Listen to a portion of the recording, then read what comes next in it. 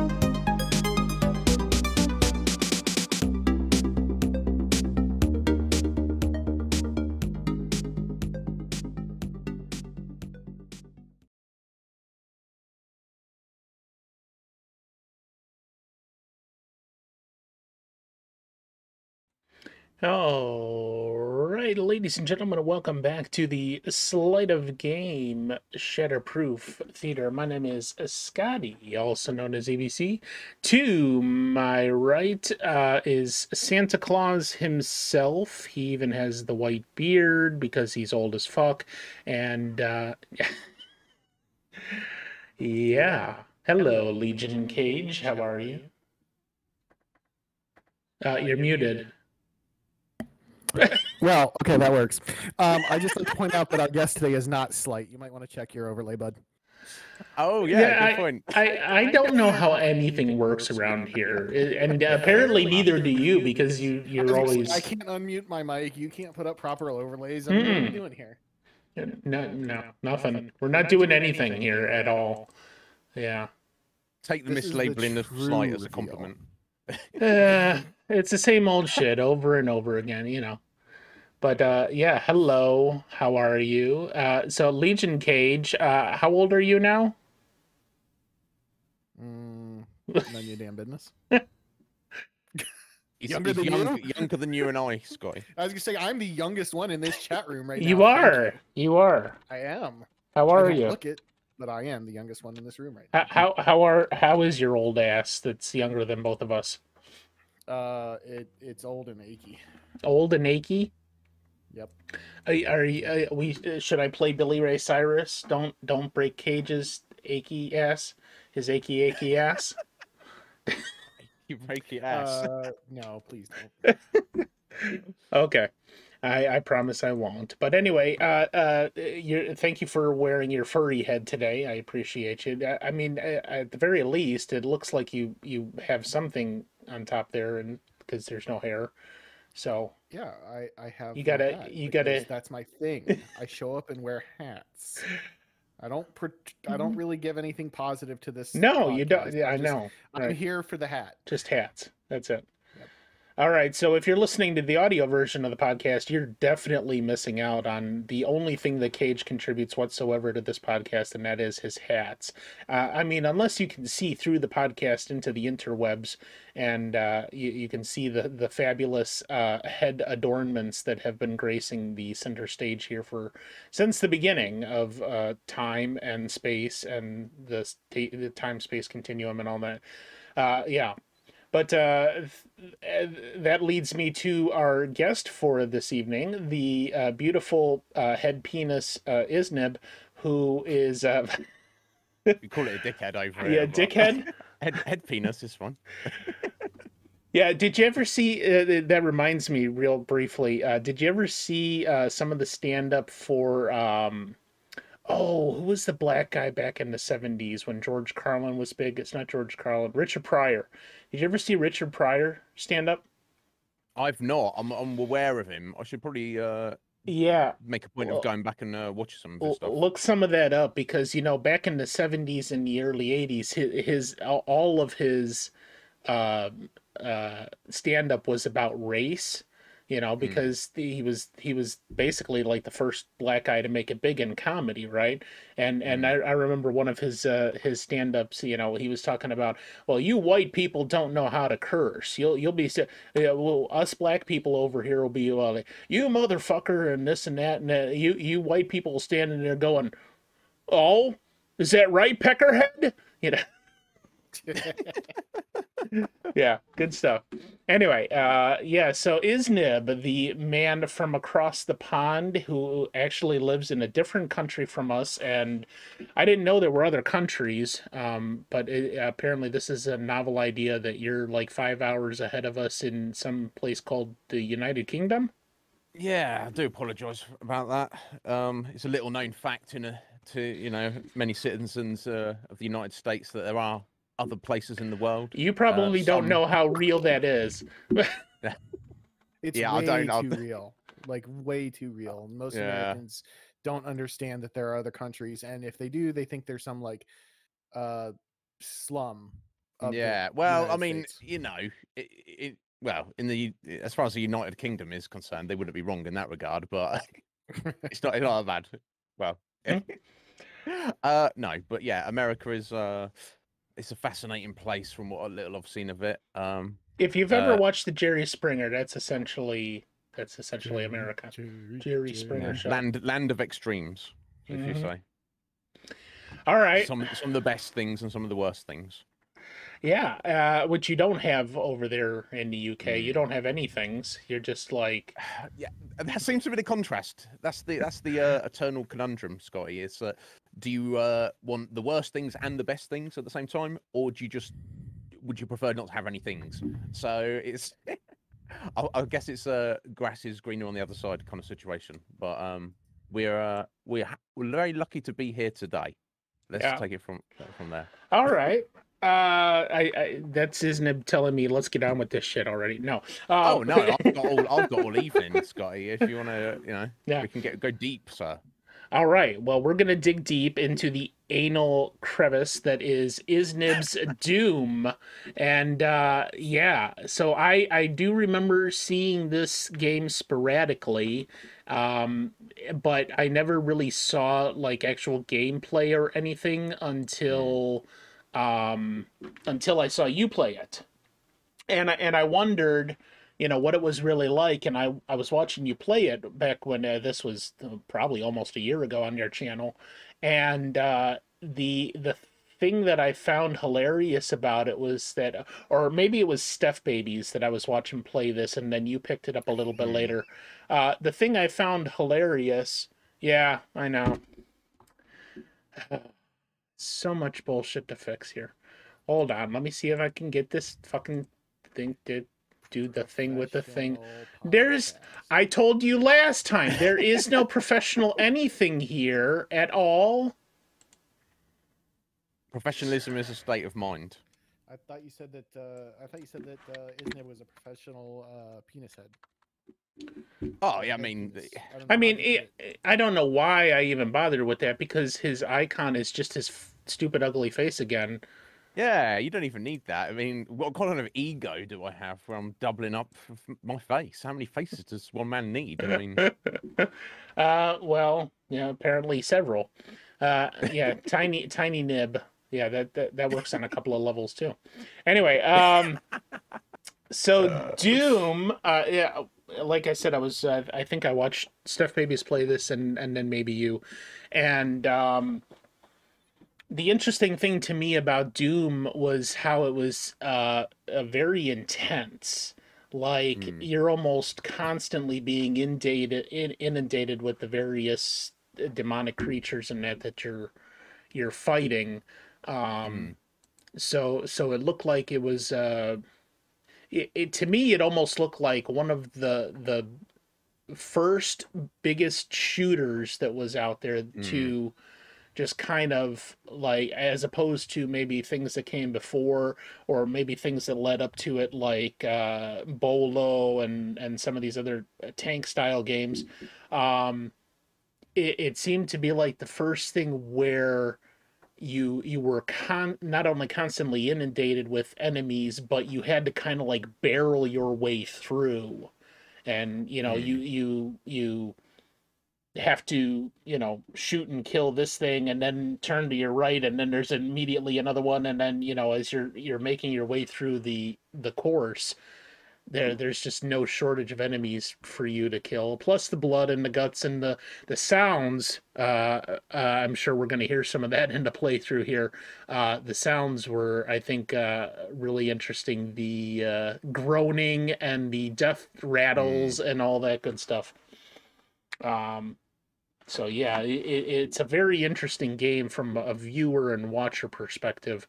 But yeah, we'll get into that here in a second. yeah, awesome. I'm glad you enjoyed it, Scotty. One thing before we get into it, I will say about it's maybe it's one of those things, much like many old nostalgic retro stuff, is you kind of had to be there to get the full appreciation of it. But even as a modern viewer, it's definitely something that you're into or not. It's quite divisive, I would say. There's nothing in its tone like casual about it. It's yeah, it's very violent. I think that's probably the if we're going to choose one word to sum it up, and obviously not everybody enjoys fictional violence. And that's understandable. No, but we might enjoy real violence, and you're muted. Well, Quit muting yourself, Cage. I keep sniffling, and I don't want to sniffle on the freaking podcast. I'm sorry. No, I was going to say between Doom and Mortal Kombat, I'm pretty sure those are the two reasons why the ESRB exists. It might be something different in the UK. I know they have different versions of like a rating system across the world. Here it's the ESRB. And yeah, I'm pretty sure between Doom and Mortal Kombat, those are the two reasons why the rating system, at least in the United States, exists, period. Okay, so it's all Doom's fault, and it's all Iznib's fault for loving Doom, and yeah. Indeed. All this right. is true. So we got some basic information here on very basic on let me see. I didn't even where the hell did I have this thing? Main series. There we go. All right. So the original game originally came out. You ready for this? MS-DOS in 1993. Yeah. So if you had Windows 3.1, you're shit out of luck. Sega 32X and Atari Jaguar in 94, SNES and PlayStation 1 in 95, 3DO in 96. Yeah, Cage actually has the SNES Doom cartridge. Look at that blood red on there, folks. Isn't that beautiful? It screams violence. Yeah, it was not red before it got to Cage. Yeah. He painted it red with the blood of all the enemies in the game. Sager, Sager. I'm talking like Sager? I'm talking like I'm in the UK. Sager. Sega Saturn in '97. Acorn Archimedes. That's a new one to me. I haven't heard of that system in '98. Looks like Apple II almost. Game Boy Advance in '01. Xbox 360, which was an original Activision release in 2006. iOS in 2009, Xbox 360 re-released by Bethesda in 2012, and then finally Switch, PlayStation 4, Xbox One, and Android in 2019. So, Cage, what can you tell us about the time period in which this game came out and was played? Well, December 10th, 1993 was a Friday. I can tell you that much. So there you go. Interesting. Thank you. You're fired. Reformed Rabbi Bill Clinton was the president of the United States at the time. There's a reference if you watch the VGAs. That's great. So, like, people over in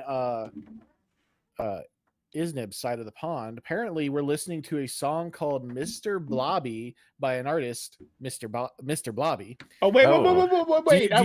Hold on. I was watching Iznib on cam just as you were saying that, and I saw recognition flash across his face as if you just took him all the way back. All the way back.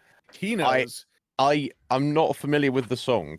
If I heard it again, I'm sure I would recognize it. You would have been a full 7.5 years old. Yeah, I do remember Mr. Blobby though. An absolute abomination on existence. A great old one. Check him out sometime.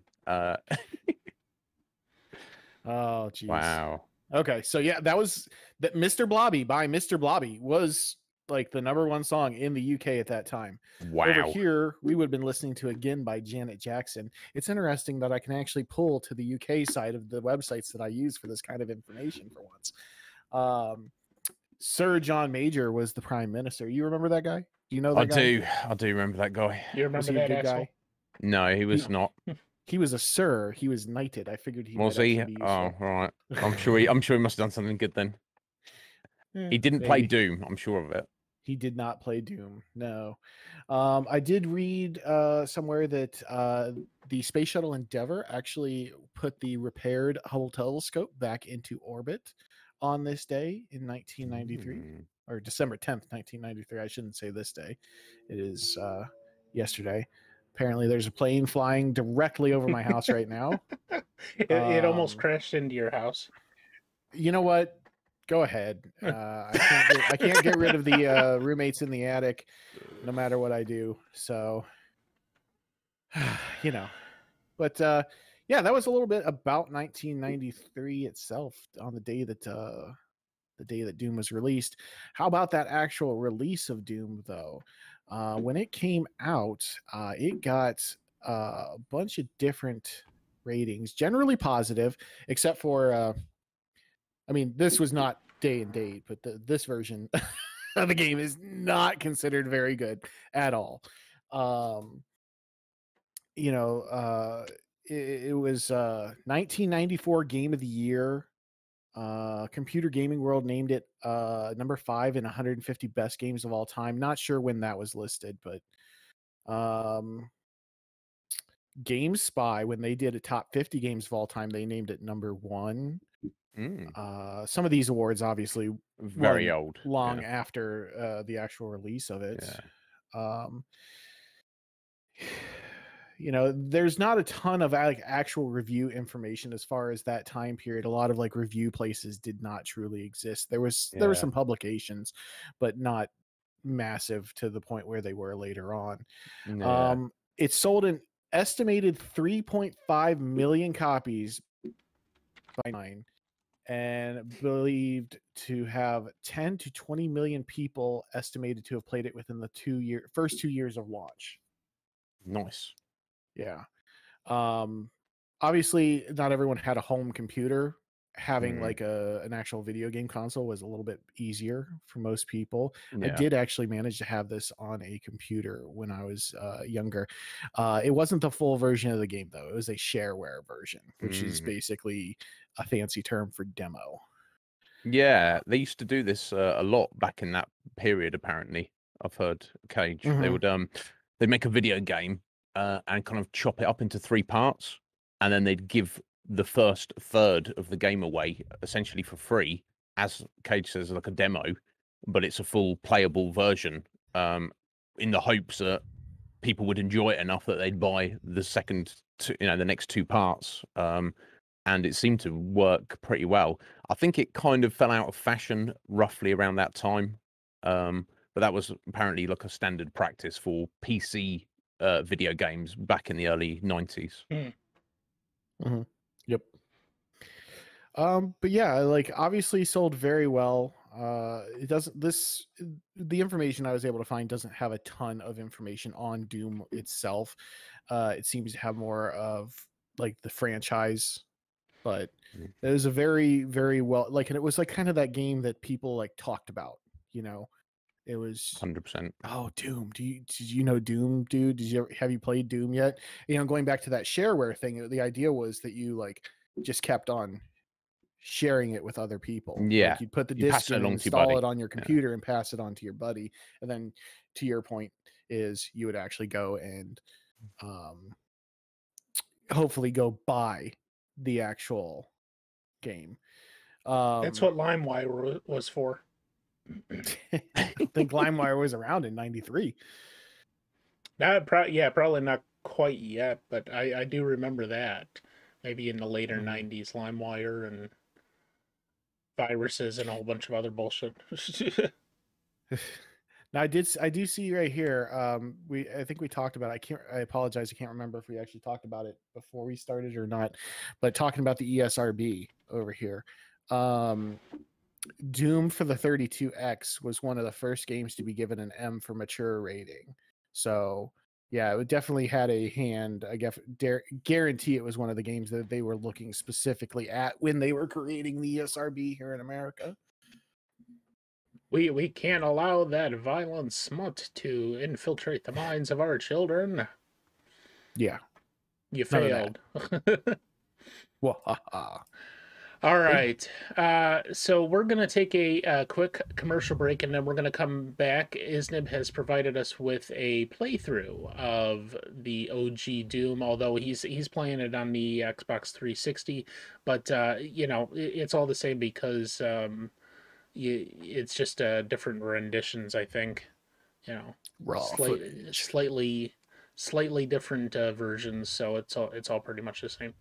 All right, we'll be right back after these messages from our sponsors.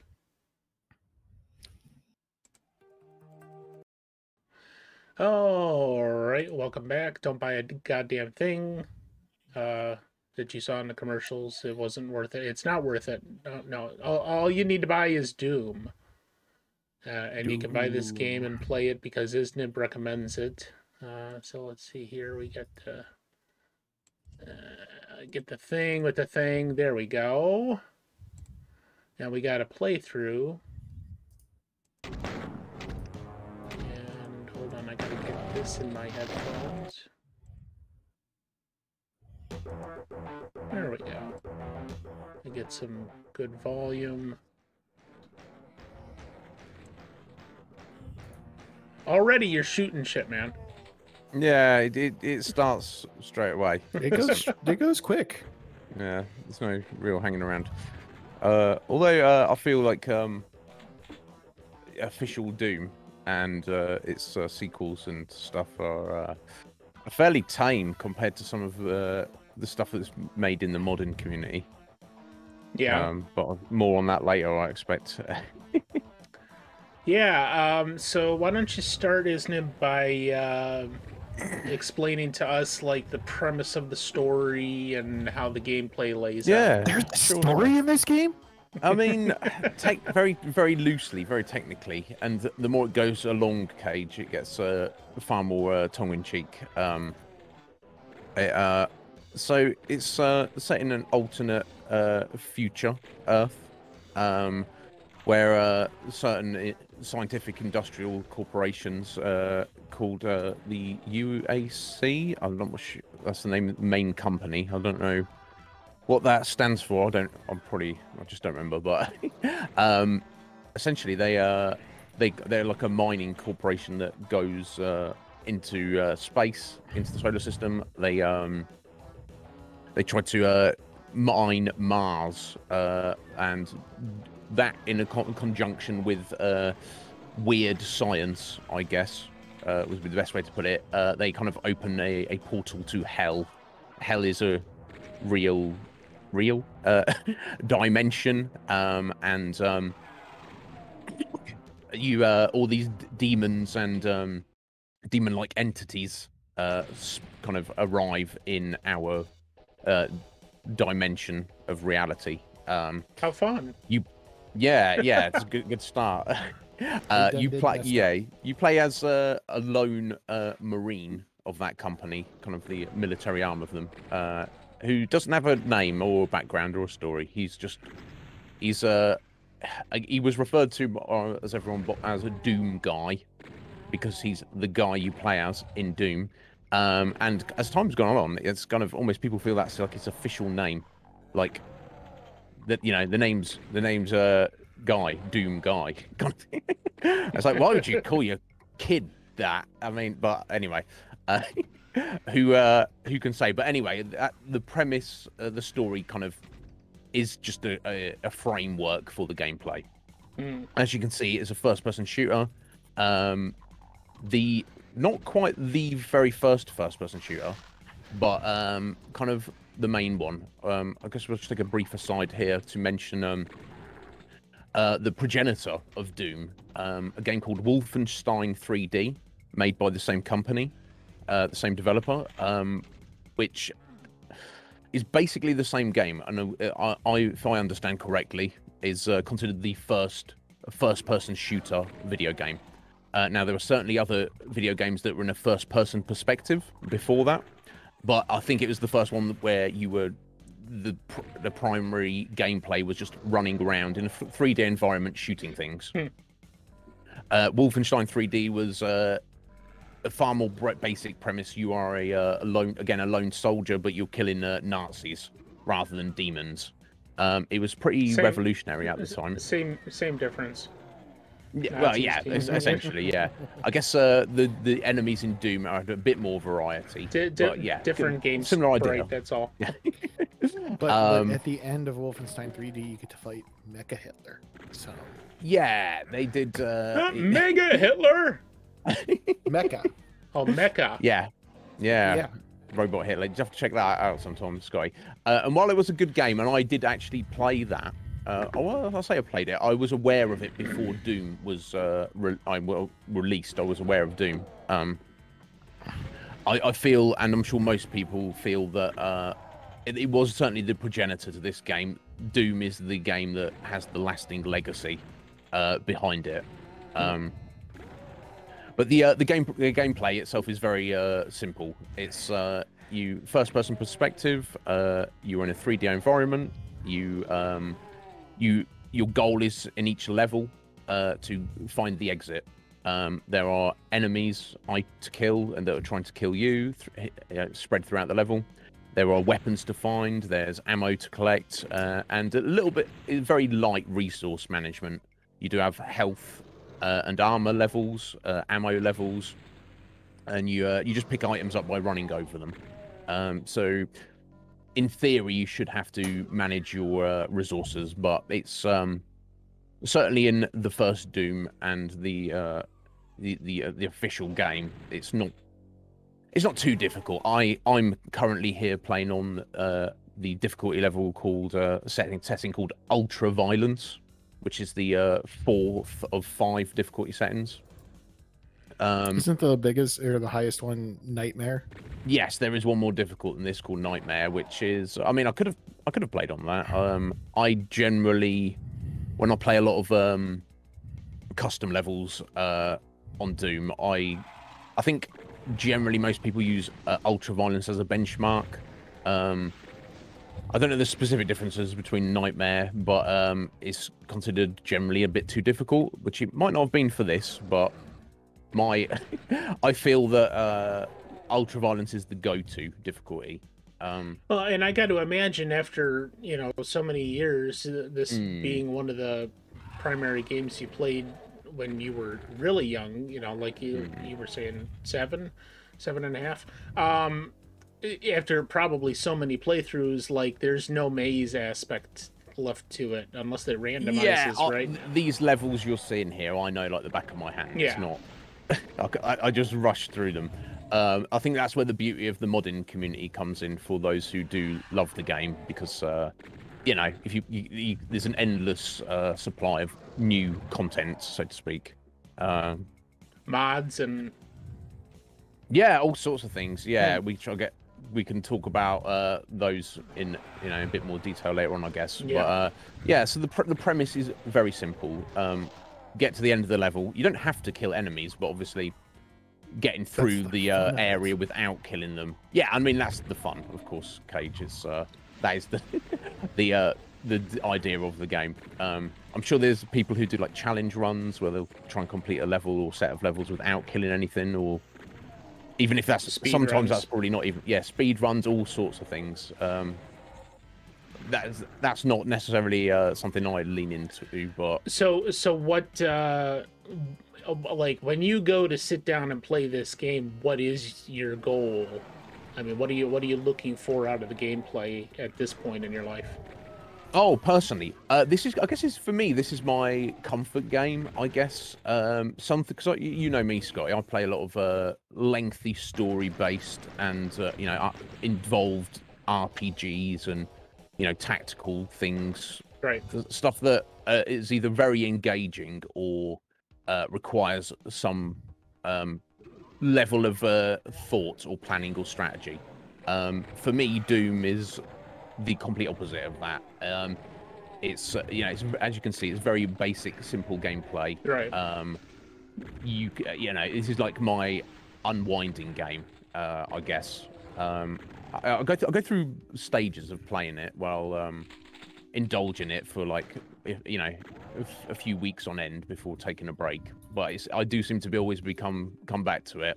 Yeah, that's much like Ben of the Gaming Avengers with Mega Man X. Like that's his go-to comfort game.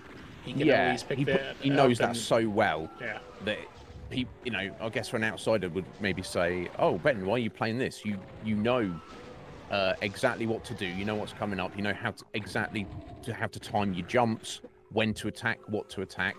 And Ben would probably say, "Well, that's why. That's the point. That's what I'm getting out of it. It's a thing to go, and a simple, enjoyable thing to go through the motions." And much like I imagine Ben has that as Mega Man X for him is because he had that as a child. He grew up with that, and it left an impression on him. In a similar way, Doom did that for me. So to me, this is I don't know. It's ingrained in me. I can't imagine not being part of my psyche. Yeah. I hope that answers your question, Scotty. Oh yeah, that's fine. So can you run us through like some of the gameplay aspects in more detail, like the items and the weapons controls? Yeah, certainly.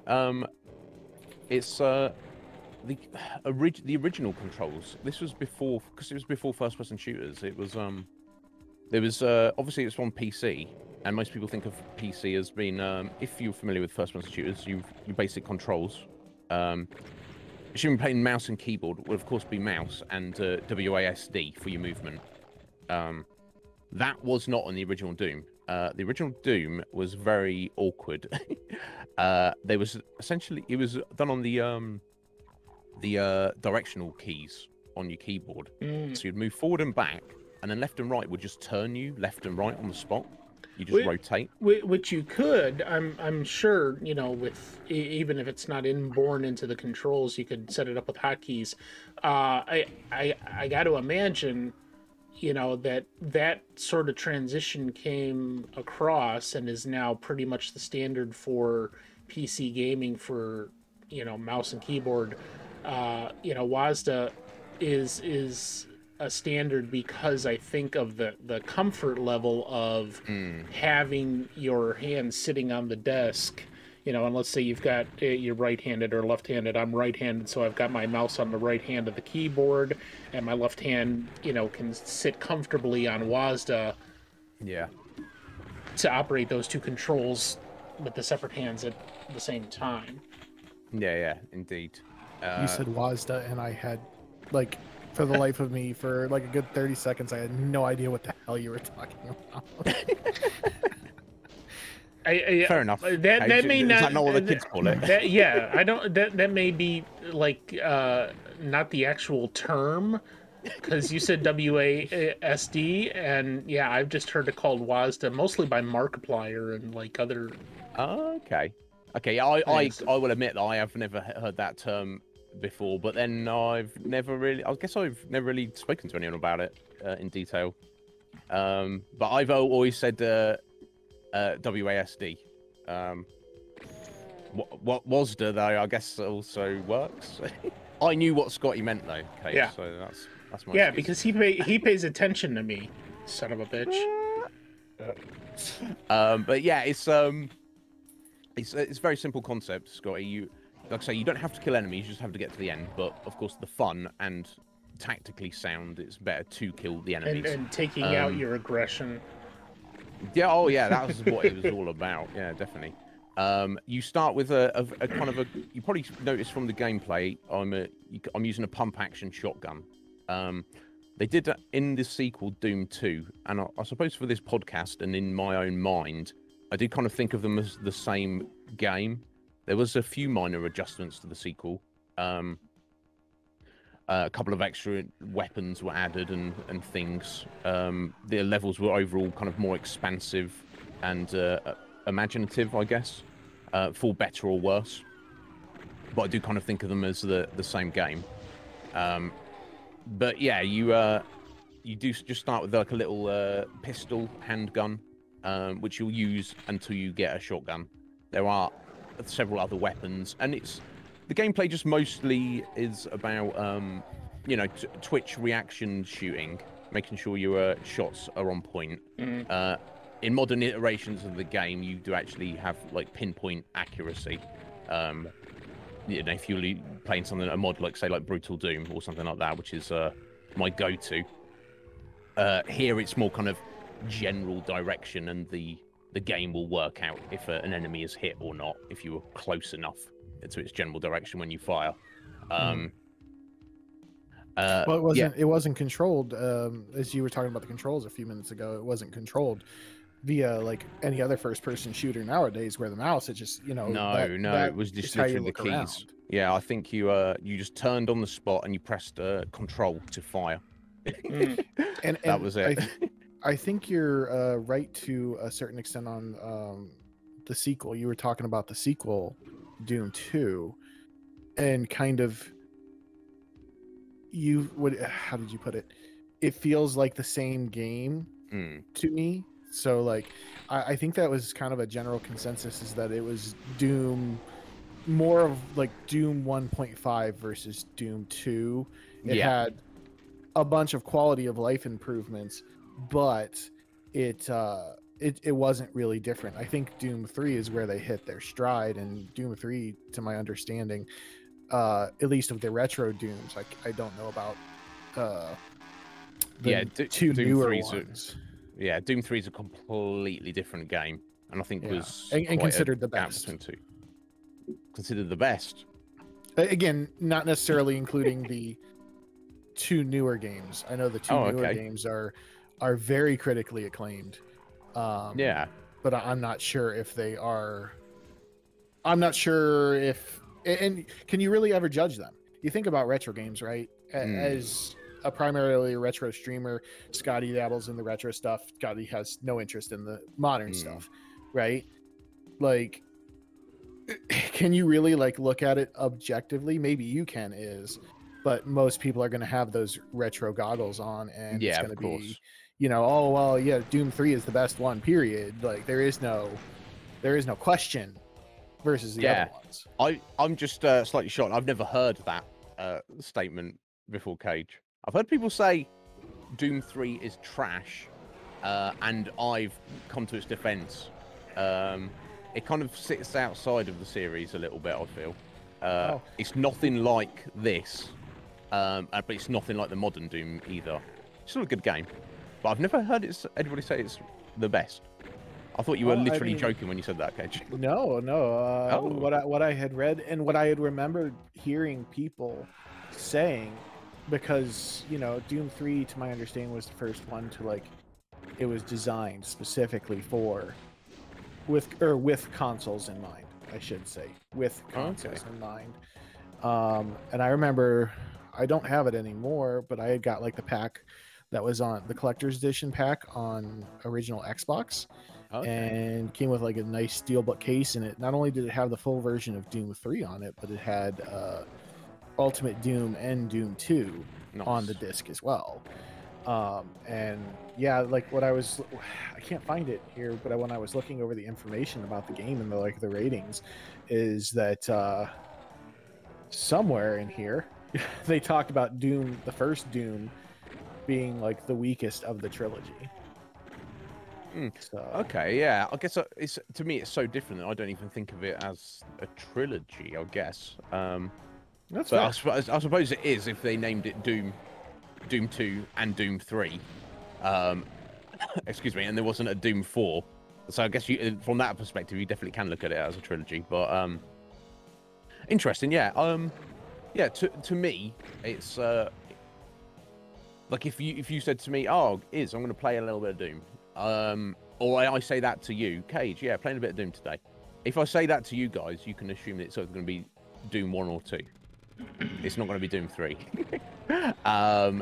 And if you said that to me, I'd have two options. It's either Cage means he's going to play the old retro Doom 1 and 2, or 2, or he's playing the modern Doom remakes of recent years. I wouldn't even imagine that you were referring to Doom 3. But yeah, I guess that's I don't know. That's and that's fair. I mean, you could make that different- argument though for. It's a good game though. I enjoy any it. games though, really, that have that same kind of lineage, I suppose. Yeah, true, absolutely. It might make more of a direct argument. Whereas, you know, if you were to say I'm going to play some Doom today, one wouldn't even question it. But, you know, if I were to say I'm going to play some Mortal Kombat today, it would be like, okay, which Mortal Kombat you playing? You know, Yeah, maybe yeah, it of doesn't course. have that exact same recognition type of thing. Or the same thing, like if you said I'm playing Super Mario today, okay, which one? Because there's just so many in there. So with that, let's just briefly transition over into the sequels. So we've got the original Doom, Doom 2, Hell on Earth, Doom 64, Doom 3, and Doom 64 and Doom 3 only had a very limited release. It seems they kind of made up for it in 2020, where Bethesda was releasing the Doom 64 on just about every platform that there was. It was available as a free download, I believe, for anyone who pre-ordered Doom Eternal. Okay, that would make sense then. Yeah. Yeah. So Because like Doom 3, I have it on my PlayStation. I have the Doom 64. and then a different version, I guess, of Doom 3: Resurrection of Evil. That was only available for Windows, Linux, and Xbox. Then a Doom 3 BFG edition, which I'm assuming was just another revamp of the other one. The Doom that came out in 2016, and Doom Eternal in 2020. And then we have several spin-offs: Final Doom, Doom RPG, Doom 2 RPG, Doom Resurrection, Doom 2 RPG, and Doom VFR. They actually came out with something for the virtual reality headset in 2017. Oh, that one was modeled after the 2016 Okay. reboots and done for the VRs. Okay. So, how many of those have you played, Iznib? I've not played the RPG ones. I've never even heard about that. And I've not played the virtual reality. So yeah, I've played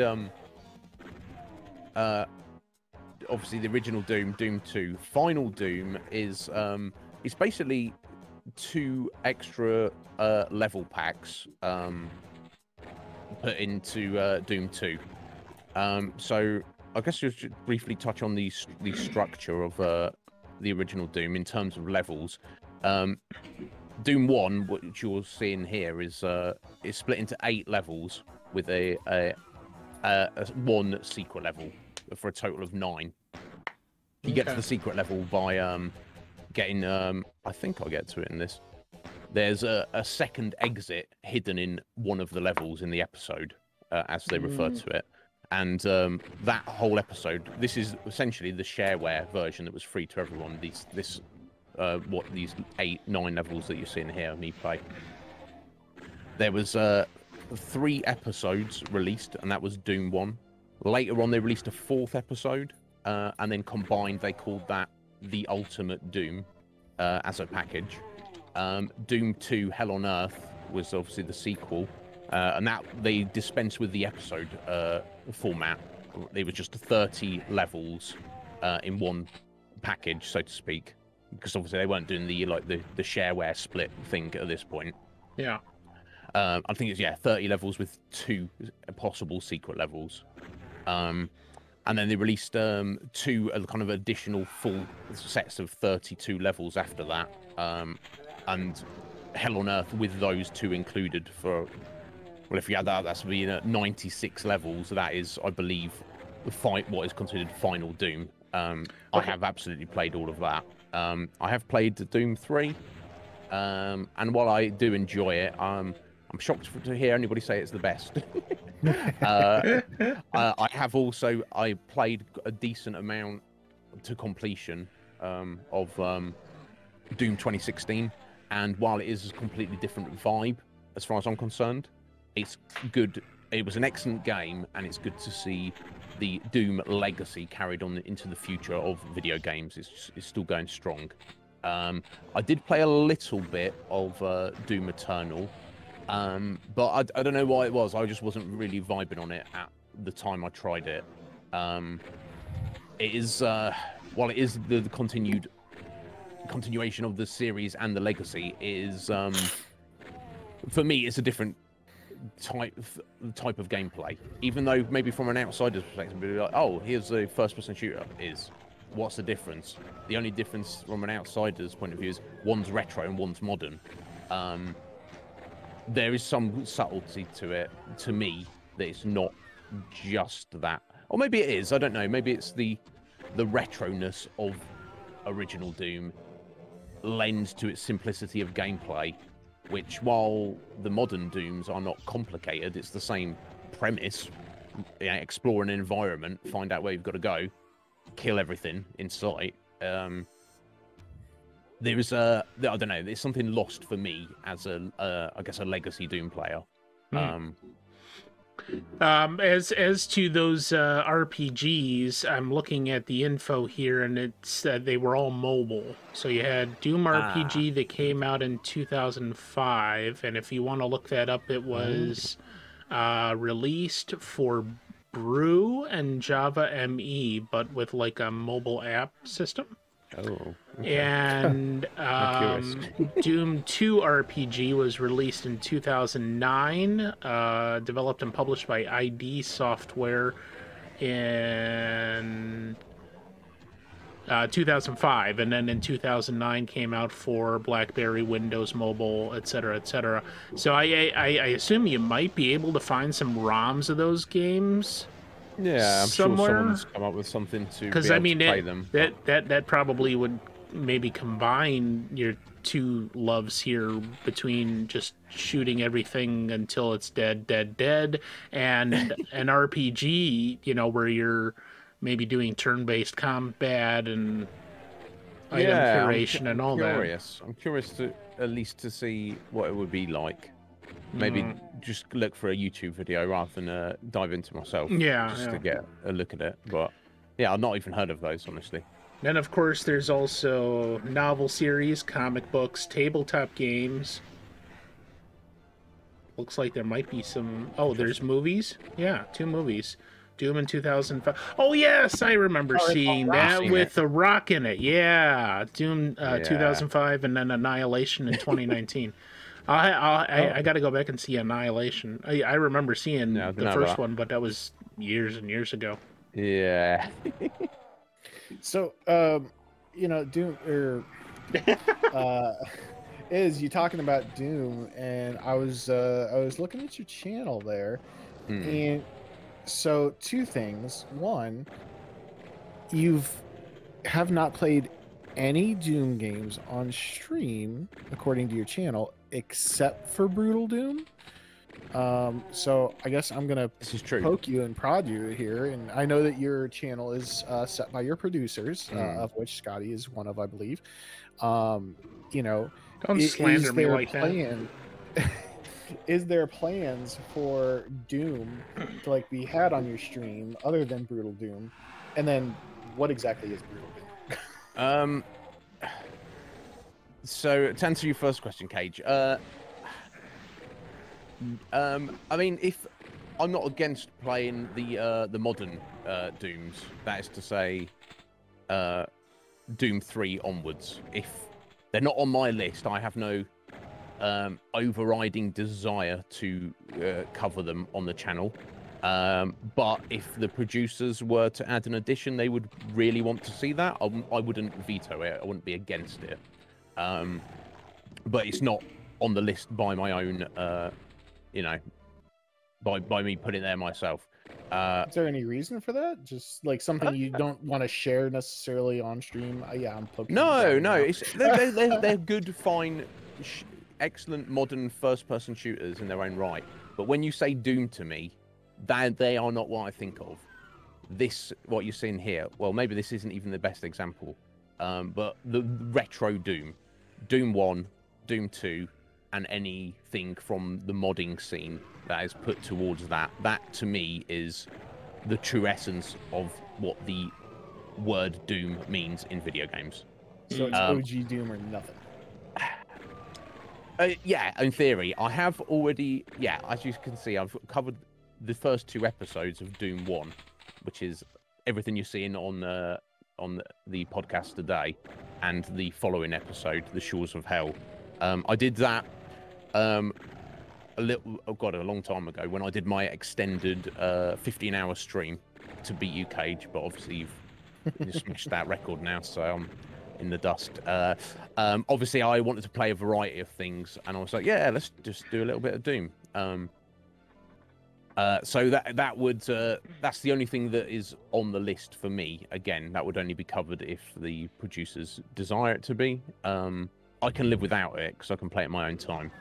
But yeah, Brutal Doom. So ever since its release, there has been a very active underground modding community for this game, for OG Doom, which is alive and well to this day. I'm not a part of that community, and I know nothing about modding. However, I suppose over the years I would like go back and play OG Doom. Like, for example, this footage is recorded on my Xbox 360. Obviously, at some point since I bought my 360, I was like, yeah, I'll drop a couple of quid on Doom just to have a bit of, earn achievements and have a bit of fun with it. Several years ago, I'd heard of the mod called Brutal Doom. And I never really looked into it, and for whatever reason, I think maybe I'd seen a YouTube video or something reviewing it, and I was like, damn, that looks really good. I should give that a go. So a couple of years ago, I think must have been, I don't know, maybe 6 months, 12 months before I started my channel. I kind of looked into it and got it set up, and it's overwhelmingly good. To the point where what you're seeing here, vanilla original Doom, is I will never choose to play this on my own. I obviously recorded this footage to showcase the original game. But for me, the mod that is Brutal Doom, it overhauls the game to such a decent, an excellent degree that it's, in my opinion, and not every fan of OG Doom feels this, but I feel several do, or maybe more than several. But it's the truest essence of the game. To answer your question in a bit more detail, Cage, it's at its core, Brutal Doom is a gore mod, which sounds pretty disgusting when you just put it like that.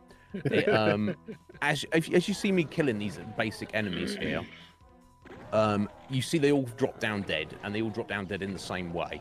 Their sprite, their graphic looks the same each time. Brutal Doom allows for obviously in not just Brutal Doom, but modern modding support for the OG Doom is obviously got mouse support, so you're not just on a level plane of 360 degrees. You can look up, you can look down, you can use your mouse to look in any direction. Same with the aiming, it's more pinpoint, so wherever you shoot, that's where your bullet or your round is going to go. So this obviously facilitates headshots, taking off limbs of enemies. Enemies will bleed out. There's far more ways for them to die visually. So it's a modded, more visceral version of the game. Absolutely. It overhauls the weapons as well, their functionality. Again, Vanilla Doom has its proponents where they feel it's Brutal Doom is not the true version, but for me personally, from when I first played it, I kind of just fell in love with it, and I feel it's the truest version.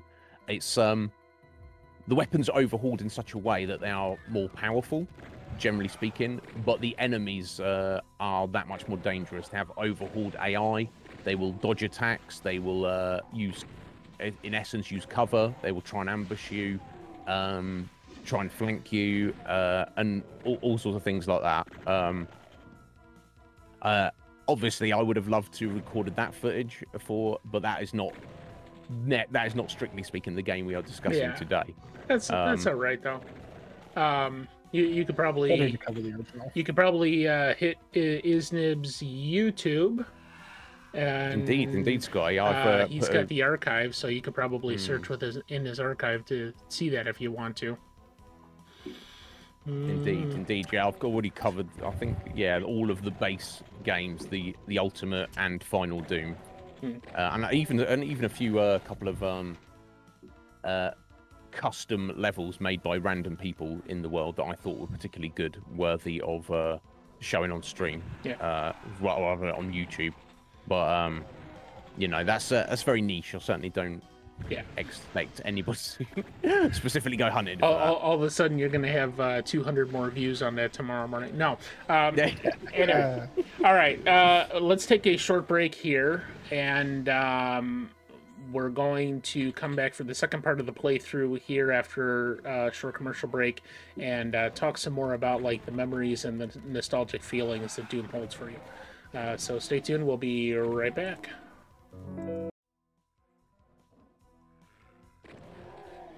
Okay, welcome back. And now we're in the second part of the playthrough.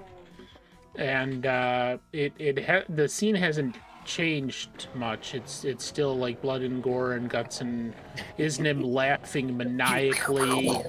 Yeah. So, how you say you were 7 when you first played this? No. Did I say that? No, Cage said that. I don't know if he was... Yeah. No, I said that, and it was completely wrong, mismathed. That he was 7 when it came out. That's not a word, Cage. No. I was... Yeah, it is. I was actually 9 when it was released, but I think I was probably...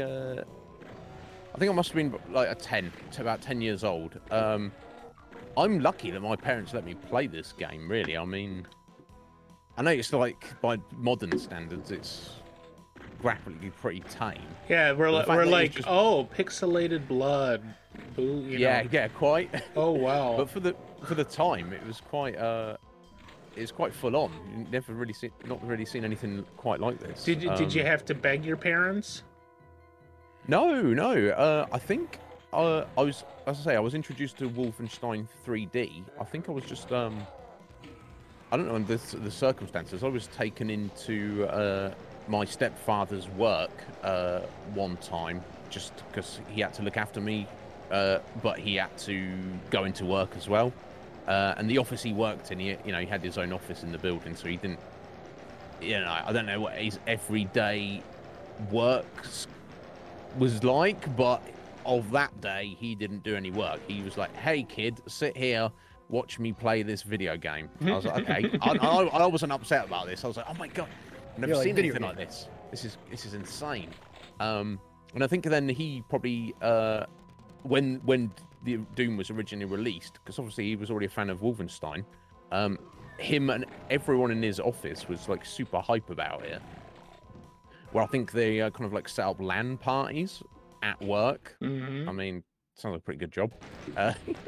But so obviously he got it at home as well for the home PC, and then thankfully they didn't have a problem with me playing it, so I did play it quite a lot. And I think the following, I don't know what year, was it the following year that Doom 2 was released? 94? Or was it a little bit later? I'm not sure. Yeah. Find out real quick. Yeah, 94. Okay. Yeah, as soon as that was released, I believe my stepdad got that as well. And that's the one I actually spent more time playing. I think it's because it had more weapons, like a couple of extra weapons, and it also had the level structure being like one long chain of levels rather than split into episodes. And also it has like there's new and scarier enemies in addition in Doom 2. So to me that was like the better version. So I probably spent more time playing that than the first one. But yeah, my tiny little mind was blown. I think I may have seen other first-person games, but I hadn't seen anything that was like a shooter, obviously. And I hadn't ever seen anything so violent. Now, I guess some kids might be like freaked out by it. I guess I was drawn to it. I don't know why. Because you're a psycho. Well, so something about you. You tell me. But yeah, I can remember definitely times when I don't know. I feel like I was. I don't know what the normal is. I'm not a parent, and I don't know anything about parenting. But I was allowed to be in the house on my own from like a relatively young age. So like when my, I remember like days just spent alone with no one in the house, and I would just sit there for like 6-8 hours and I'll just play Doom on my own all day and have the time of my life. Honestly. Yeah. I didn't give it too much consideration at the time, but I suppose psychologically, part of it was the appeal for me was maybe the fact that in a game like this, which has a very simple premise, and you are constantly under attack from things trying to do you harm, and you have the power to, fight against that. Maybe I felt unconsciously in my own life as a child that I was probably lacking control, and kind of felt maybe I didn't have a way to fight back against that. So I feel like maybe Doom was kind of a bit of an escape for me. I felt maybe like powerless and useless in the real world, but I step into the world of Doom. I'm this, badass one-man army that's, fighting, the hordes of hell on my own and winning. Obviously, I had no idea conceptualizing that as a child, but looking back, I wonder if you never actually, as a child, like were wandering through a government installation, killing demons and that. That wasn't only in my on Mars. On Mars, yeah. But Any offenses? I mean, psychologically speaking, that seems to be a very common theme now with almost all of the people that we have interviewed in this capacity. Is that video games are an escape? Video games are a way to feel in control of the world that you are dealing with, instead of being a child and being very out of control, and things are not within your grasp to handle. But in a video game, you literally control everything. I'm in that regard, I'm surprised I didn't get more into video games. I mean, I did to some degree, but I was kind of like more of the book nerd. But yeah, I can definitely see that, and it's a recurring theme with a lot of our guests that this is your escape as a child. You grew up with it, and you were making the best of a situation in a crazy world. You didn't know what was going to happen in real life the next day, but you sure as hell knew what was going to happen in the game because you've already done it. And you're playing it again.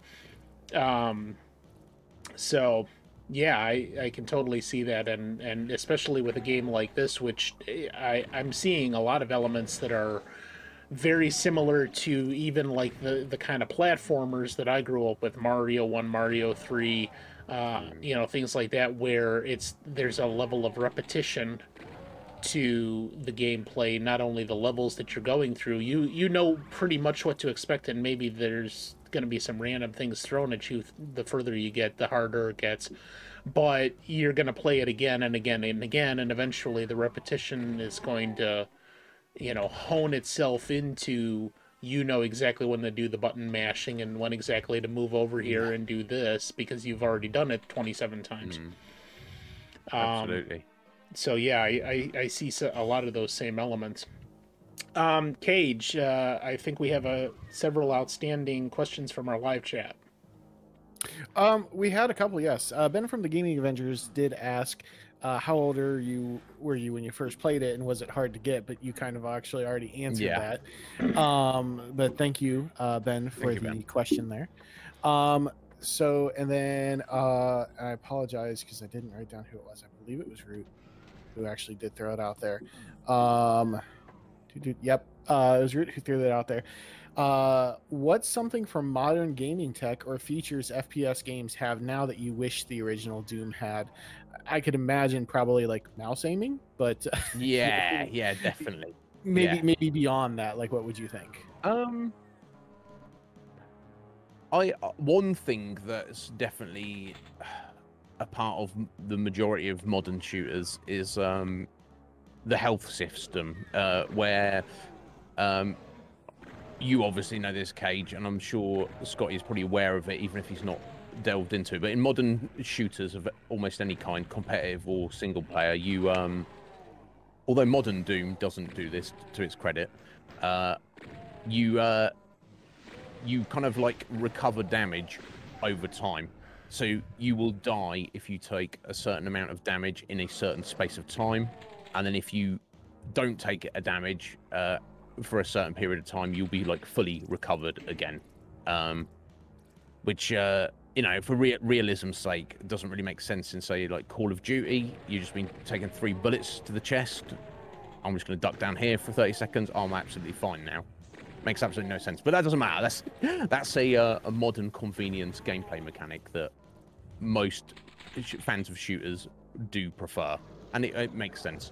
I'm not sure how I'd feel about it. I'd be interested to see a old Doom doing that kind of style, and I mean, to some degree, with some of the custom maps I've played from the modern community, maps which fall in the category that they within the scene are called slaughter maps, where you'll be fighting hundreds or even thousands of enemies at a time.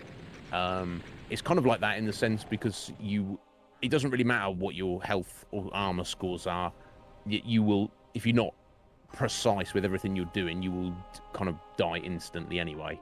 So I'm not you, Sorry, go on. you said something else in that a little bit ago that made me think that something I should suggest here as a producer on the Iznib show is playing the OG Doom purposefully with directional keys and control key and nothing else, or whatever, whatever it takes. The way the way you played it on PC back in 1993.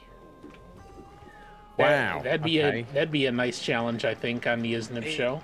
Yeah, I guess it would be a challenge. It takes some getting used to, because obviously this not being modded, it doesn't have the proper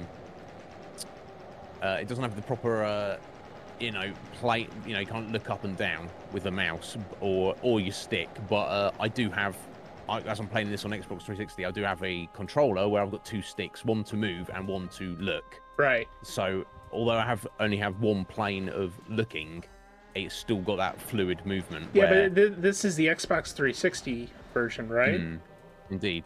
Is it the original Activision or the Bethesda re-release? I assume this is the Bethesda re-release. Okay, so I think what we need to do, Cage, is set him up with a ROM to actually play the OG Doom ROM on his PC.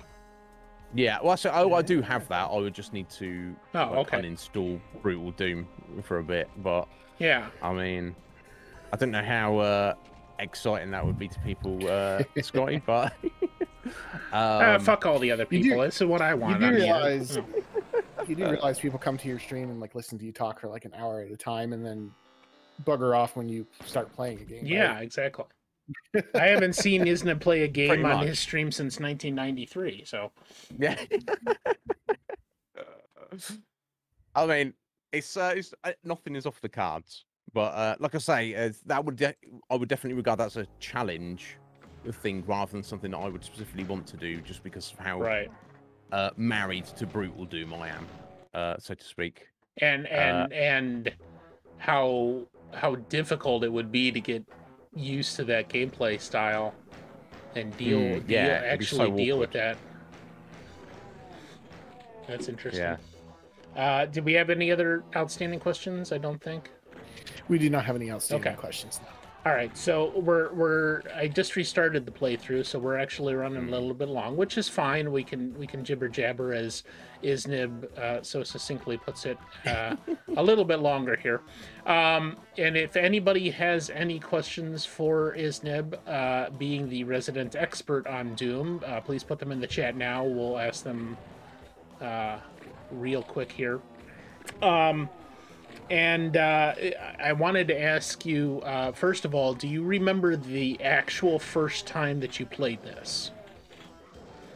I don't, to be honest, Scotty. Okay, that's fine. Yes. No, that's fine, because we're all fucking old, and I can't remember where I put my keys 20 minutes ago. So, but I did want to ask this. This is my favorite question to ask in the podcast. When you boot up Doom, even Brutal Doom now, because it's your go-to comfort game, are you instantly reminded of some memory when you start playing, or when you reach a certain spot in the game? This memory always flashes through your head, something that is fond, or it's just kicked into your forethought because you're playing Doom again. Not necessarily, because I feel I'm very much in the moment. It's almost like a meditation for me, in a sense, because I'm so used to it. But yeah, definitely, as I mentioned before, it does harken back to those times where I was younger and I just was able to be left to my own devices, and I'd maybe it's like the summer holidays, vacation, or whatever, and there's nothing, I didn't have any responsibilities. I just had to, I could do whatever I wanted, and assuming my stepdad wasn't to be young again. Assuming my stepdad wasn't working at home, for example, that would free up the family PC, and then I could, I can just play Doom all day. Yeah, I guess it's just that harkens back to that simpler time when you're young and you don't know how easy you've got it. Yeah. Were there any other PC games that fit your fancy at the time? Yeah, plenty. I guess there was kind of several like I guess they would call them like Doom clones, because obviously the impact that this game had on the industry, so many other developers jumped on it and tried to make their own version. Some with like no success, and you will have never heard of them. Others with relative success. You may have, obviously Cage will know, you may have heard of a game series called Duke Nukem. Oh yeah. That Duke Nukem wouldn't exist without Doom. It took what Doom did and kind of made it silly. Mate did a sillier take on it. His strength is that it made like Doom guy. He doesn't have a personality. He doesn't. His name is Doom Guy, for crying out loud. Duke Nukem, however, is kind of like a bombastic, almost anti-superhero kind of guy who only cares about kicking the ass of the alien invaders and saving the babes, and he's got a crazy ego. Definitely for a second thought you said hentai superhero as opposed to anti-superhero. Right, okay. Again, you just got hentai on I feel like that would perfectly describe Duke Nukem, honestly. Yeah, true, yeah. He's definitely a ladies' man, to say the least. But yeah, it was a good series. What little I played of it, which was very minor in comparison to Doom. The company also had a kind of alternate series. There was like a fantasy version of Doom called Heretic, the sequel called Hexen. Exactly the same gameplay, but different enemies, and rather than being guns, you would have like magic powers and stuff. Very cool series. Magic guns. Yeah, it gets much overlooked compared to Doom. I wonder if how a modern remake would fare, but I don't know. In terms of just general old PC games that I was playing at that period in my life, Scotty, the only my stepdad also had kind of like a lot of adventure games, mostly come into mind, which was I almost did, but I felt I wanted to cover Doom more and probably had more to say about Doom. Was a series called the Curse of Monkey Island, which is a LucasArts point and click adventure game. Which is like comedy pirate setting. Wonderful game series. I played the first and second game in that series many times as a child, even though it's essentially just a story puzzle game. So once you've completed it once, there's no challenge. You know exactly what you need to do to get through the game. But it was such a very endearing setting and story that that's something I definitely dived into a lot. But I don't know another series that specifically come to mind in terms of PC gaming.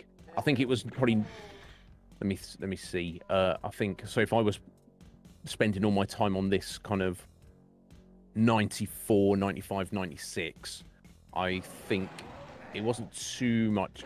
Yeah, and I also was rocking my SNES a lot at this time, and it probably wasn't too long after that where I got an N64 and then got a PS1, and then I kind of drifted away from the PC gaming for many years, and I just leaned into the consoles quite a lot. Okay. Cage, did you have any other questions? Not specifically. You talked about like the PC games you were playing, and we talked about Duke Nukem there for a brief second. I had a shareware of Duke Nukem as well, and definitely played the crap out of that one because this one was violence. Like this was all violence. That wasn't a big thing for me because I'm the kid that was shown like Nightmare on Elm Street when he was like 2 and 3 years old and stuff, and basically I don't want to say idolized Freddy Krueger because that's a really bad person to idolize, but I mean, loves the character of Freddy Krueger ever since he was a tiny kid. Duke Nukem, that was a little bit more forbidden because there were the swear words, there were there were actually like nudie bars and stuff in Duke Nukem. At least Freddy never swore. Except for, did he say bitch? He did say bitch a lot, I believe. He may. Or am I thinking of the guy from Rick and Morty? Yeah. But yeah, I got an opportunity to experience those kind of sharewares when I was young too. But that was for the most part my extent of the PC games as well. So like, I get what you were doing there, and talk about you had your SNES, and then N64 came out, and that's kind of where you spent your time. And I get that.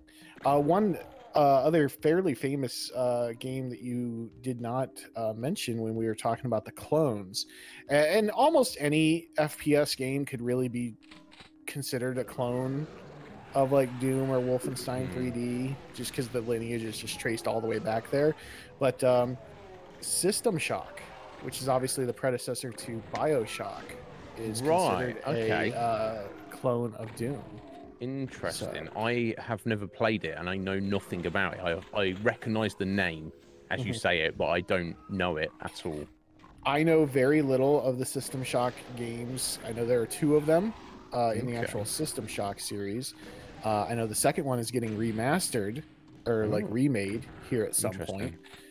But other than seeing I've seen Witch Whitney play System Shock 2 on stream like one time. I couldn't tell you anything about it other than it's the predecessor to BioShock. Interesting. And like to see on this list that it's considered a Doom clone, is pretty crazy, kind of intense. You know what I mean? Yeah, that's cool. Yeah, I never knew about that. Interesting. There's one tiny aside I'd just like to mention about the game, Scotty, if you don't mind. The music in Doom and Doom 2. The guy they got to do the music, he was requested to kind of like make Wikipedia describes it as metal and techno kind of soundtracks, and the guy decided to kind of make his own renditions of popular kind of metal and alt rock songs at the time, including various bands such as Slayer, Megadeth, Pantera, and Alice in Chains. Which obviously I had never heard of any of those bands as a 10-year-old when I was playing this. Now those some of those bands are some of my favorites nowadays. So I wonder if somehow unconsciously the soundtrack, the music in the Doom games, I don't have to wonder about that at all. Yeah, kind of affected my my later musical tastes. Either that, or it's your propensity for blood and violence and gore and entrails in your teeth. And this is true, but it makes sense that a violent game should kind of have a more kind of a metal inspired soundtrack. Absolutely, yeah. Yeah, I did notice the music in that, and especially when you get to the hard and heavy parts, how that music is. Yeah, I can just imagine 9-year-old Iznib sitting there with his headphones on, banging away at the arrow keys and control key on his keyboard, going, "Man, this shit rocks," Pretty much. Like you think about retro games, right? Like, because this is obviously a very retro game, and you think about Scotty, me and you obviously fans of Castlevania 2. You think of Bloody Tears, right? That was a very that is a very iconic theme. You think about like the Super Mario Brothers theme. It's a very iconic theme, but like this soundtrack just went, you load into the game and it's just going like balls to the wall. Like, this MIDI music should not go like this. It's just going right. And it, like, you know, even though this is like all about just the violence and everything on it, you put that soundtrack to it and it just makes it even more intense. Yeah, it really does make the game, in my opinion. And we've seen that with many different games, the music aspect of it. I remember stuff talking about Halo, you know, Halo 3 and well, all of the Halo games that, you know, it's an iconic song for her that she will always, you know, represent in her mind that gameplay aspect. And I'm sure, yeah, you could probably, even if you didn't want to hear the in-game music, you could blast Slayer and Metallica and, you know, all of these other heavy metal bands from that time period, and it would go just as well as the soundtrack. Oh, absolutely. Yeah, indeed. In fact, in the modern community, people have made alternate soundtracks. And obviously, it's all metal inspired. And the modern Doom games, their soundtracks are fantastic and definitely on the heavier side of things. Yeah. All right. Well, thank you so much, Iznib, for joining us. We're going to wrap up. Of course. Thank you, gentlemen. Thanks for having me. You can check out Iznib on Twitch, primarily at twitch.tv/Iznib, spelled IZNIB. And he is on typically 5 days a week, Monday through Friday or Monday through Thursday plus Saturday. And he's over there across the pond, so he's usually doing it a little bit earlier in the day, typically like 9 a.m. Eastern for us here in the Cleveland area. And depending on where you are, I'm sure you can find, you know, sometimes. If not, you can always check out his YouTube channel, which he's got linked on the Twitch page. Yeah, go check him out. Of course, if you're listening to the audio version of the podcast, you know, we always want to encourage you to stop by our Twitch channel. That's twitch.tv/EBC2021, where we do the recording of the live broadcast here. Our next podcast is likely going to be January 8th, but that may change. So, Cage is already shaking his head and saying, nope, fuck that date. Sorry. That's all right. So then maybe we're looking at the 15th, January 15th, probably. Check the schedule on my website, because typically by like 2 weeks out, we have that set as to when things are going to actually be in the next 2 weeks, and the schedule is always changing based on our work schedules and whatever else. But you can go to ebc2021.com and check that out, and of course contact us if you have any questions, comments. You want to tell me that this podcast sucks and you've listened to all of them, but you just can't stand any more of it, so you're going to listen to the next episode too. But yeah, and of course, wherever podcasts are found, we are on Spotify, Google, Apple, and all the other things where the podcast thingy-majiggers are, and yeah, go check it out. So that's pretty much it. Say goodnight, Cage. Good night, Cage. Thank you for joining us, and we'll catch you next time on Arcade Nostalgia Memories Podcast. See ya! All right, for everybody still here on Twitch, you have endured the torture of seeing Iznib on screen. Thank you for joining us. And thanks, guys. Yeah. So before we here, let me do this. We'll do EBC coming attractions first, and then we'll get to you, gents.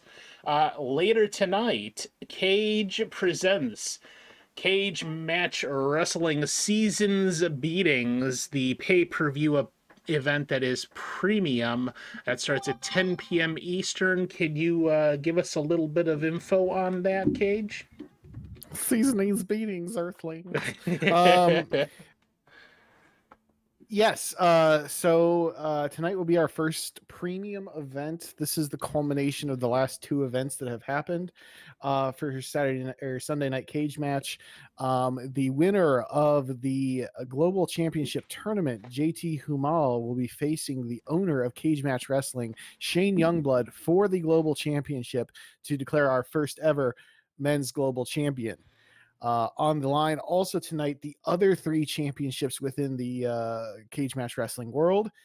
We have the women's global championship that will be decided between Lily Redfield, Ramona Reigns, Wanda Eve Cloverfield, and Sailor Stephanie. We also have a 4-team ladder match for the tag team championship, including the Double Dragons, the Talons of Toy Fair, the Bad Boys, and the CR Game Room, direct from the Crime Wars Federation that Coptimus Crime has put on. And then we also have the twitch.tv/championship being decided. And that one is a little bit of a special championship because it is a special doorway to the global championship, which I will talk about more on the show, but that will be decided in a 30-man battle royale. I was very disturbed to see that the Fat Man was knocked out in the finals last week. I mean, seriously, that shouldn't have happened. I didn't pay you enough, or what? I'm sorry that it happened, Scotty, but it did indeed happen. That's all right, I guess. You know, the Fat Man tried to claim that he had a heart attack in the middle of the ring, and that's what prevented him from kicking out. So, okay, I see. So it was a bunch of bullshit, just like everything else. Yeah. All right. But yeah. The Fat Man will return in the battle royale tonight. So he will. Okay. I'll be asleep. But you who will be awake, go check it out. That starts at 10 p.m. on Cage's channel, Legion Leg Ion Kage, something like that. I think maybe possibly, I don't know. Wednesday, I am going to have another short week because this entire week I am going to be getting ready for a special show on Sunday, which I'm going to talk about here in a couple of seconds. But we will do our regular DMCA Nope on Wednesday in the Conflux, starting at 5:30 p.m.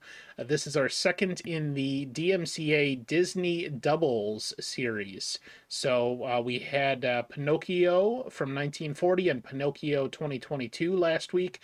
This week we're having Dumbo from 1941 and the remake Dumbo in 2019 or 2020, one of those two, I can't remember. So the Disney Doubles is basically the original animated version and then the live action remake that Disney did. We're doing this all the way through the end of March in the Conflux. So if you're a Disney fan, stop on by for that. And then we're going to continue with our That's Not Real Trek podcast on Thursday. We have yet to finish up the Strange New Worlds Season 1. We had a little bit of a delay from last week, so this week we'll be finishing that up. And then that will be the last show before the end of the year. So then we'll pick that up again in January. So stop by for that. Then the EBC Christmas special, which you might have seen a trailer for earlier this evening. Essentially, if you have not heard what this is the original Winnie the Pooh, written by A.A. Milne in 1926, is now in the public domain. So we're doing an adaptation of the story. We got some voice actors, we got some music, and it's really going to be a nice, heartwarming tale that we're presenting. That's not an original story, you know. We took quite a bit of the basic story that was written by A.A. Milne and just adapted it a little bit more to modern times, changed some things around. But it will be all the characters you loved, voiced by people that you have probably heard otherwhere in our community. And that'll be Sunday, December 18th at 5 p.m. Eastern on Twitch. So stop by, check it out. We're going to have a big surprise at the end of the show, so stop by for it. And then, uh, this is the first time I'm announcing this on Twitch. It has been made known elsewhere. We're coming up on the 1 year anniversary of Christmas Insanity, starring Cage himself. And that is the next day, Monday, December 19th. So we're going to revisit that audio drama. And we're going to have Veronica and Malegio in studio for that, and it's going to be a fun time.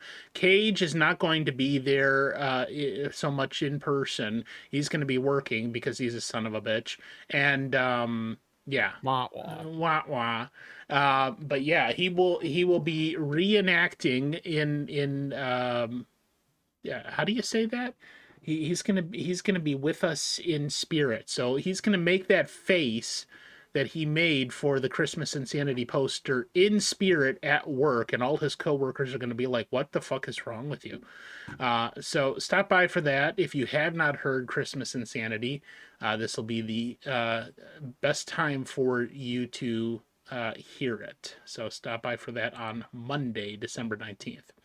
And then one more thing I'm going to announce here.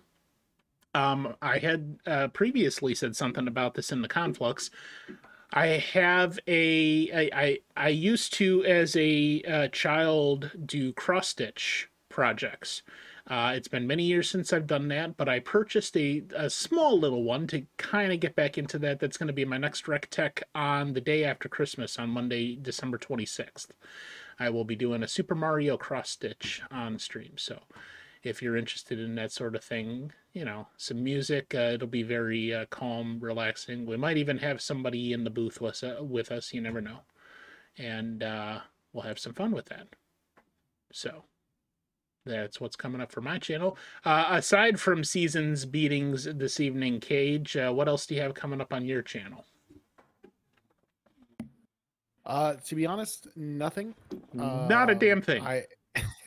No, I have some stuff that I have to complete on the back end as I finish out the first premium event here for Cage Match Wrestling. I do need to get both of those videos re-edited back onto the YouTube archive for that, as well as some other streams that I've been slacking on.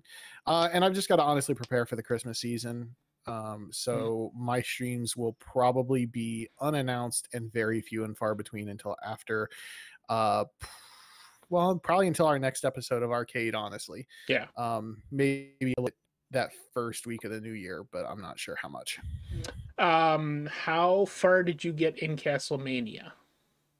I am 5 out of the 8 games through. I defeated Castlevania Bloodlines the other day. So we've done Castlevania 1, 3 for the NES, 4 for the Super Nintendo, Dracula X for the Super Nintendo, and Bloodlines for the Genesis.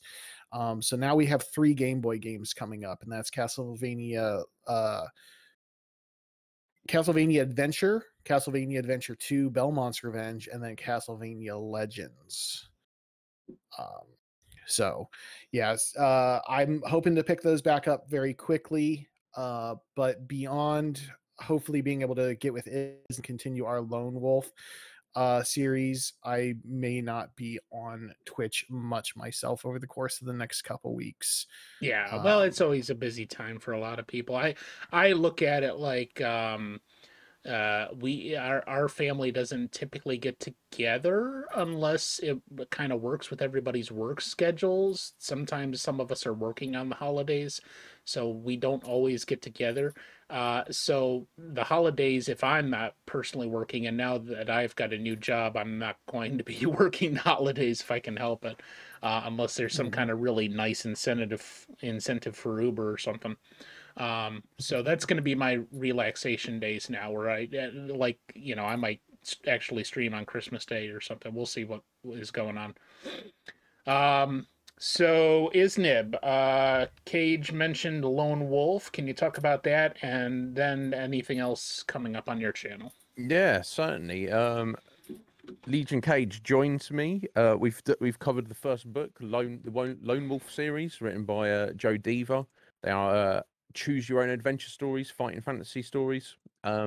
I'm the narrator, and Cage is taking the role of Lone Wolf to make the decisions of the story. He actually completely steamrolled the first book in short order and was like, "Is this it? Bring it on, bitch!" So we shall be doing that. Hopefully, there'll be more challenging and interesting adventures awaiting him in the future. I don't know about you, Cage.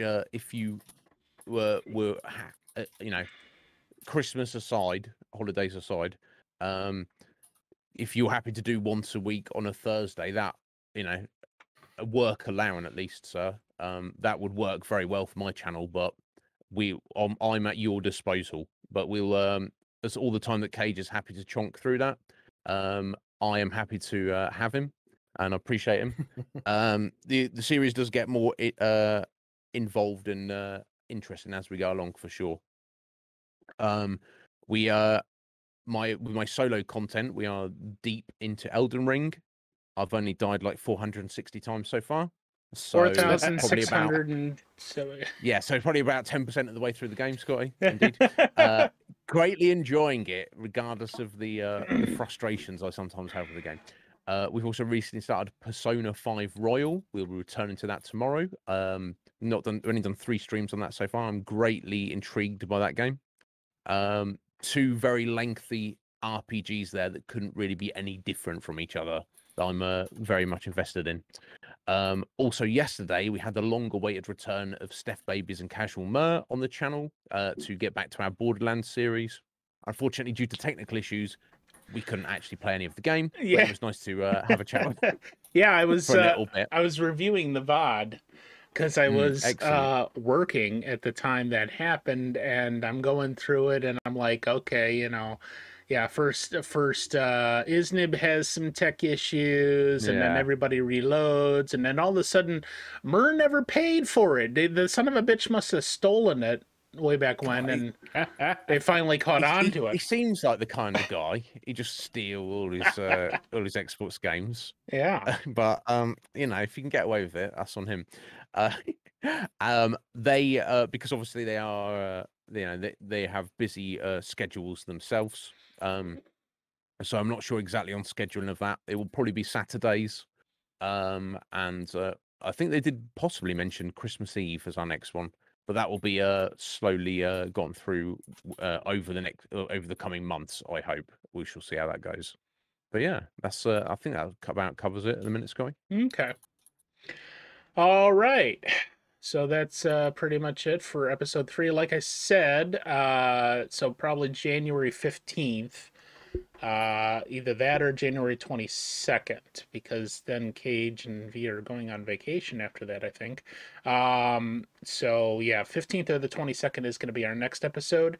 Now, when I say 15th or 22nd, what I really mean is that weekend of the 14th and the 15th, or the next weekend of the 21st and 22nd in January, because our next guest is going to be, as long as everything works out, Skyfer.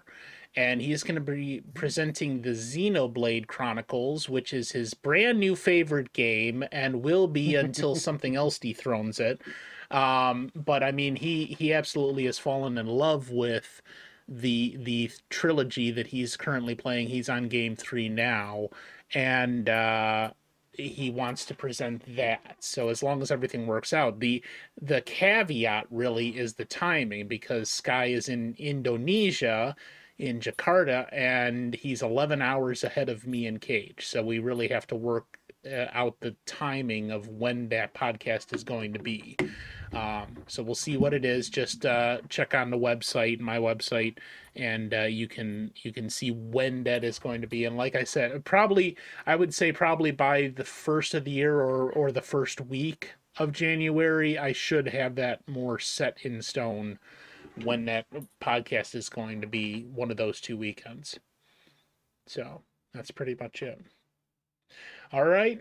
Any final words before we shove off here, gentlemen?